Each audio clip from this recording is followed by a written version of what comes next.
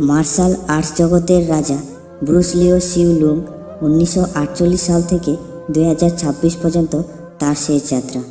তিনি ছিলেন হংকং সিনেমার সেই সোনালী যুগের নায়ক যার লড়াই দেখে আমাদের শৈশব কেটেছে।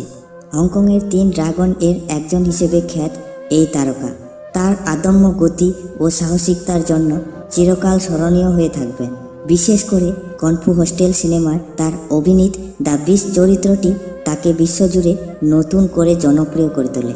77 বছর বয়সে তার প্রস্থান কেবল একটি জীবনের শেষ নয়, বরং মার্শাল আর্টস ইতিহাসের এক বিশেষ অধ্যায়ের অবসান। পর্দার সেই দুর্ধর্ষ নায়ক বাস্তব জীবনেও ছিলেন অত্যন্ত বিনয়ী এবং কঠোর পরিশ্রমী। ছোটবেলা থেকে তাকে দেখে আসা অগুন্তি ভক্তদের হৃদয়ে তিনি অমর হয়ে থাকবেন তার অসাম্য কীর্তির মাধ্যমে।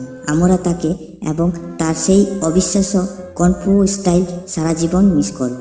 যেখানে থাকবেন ভালো থাকবেন।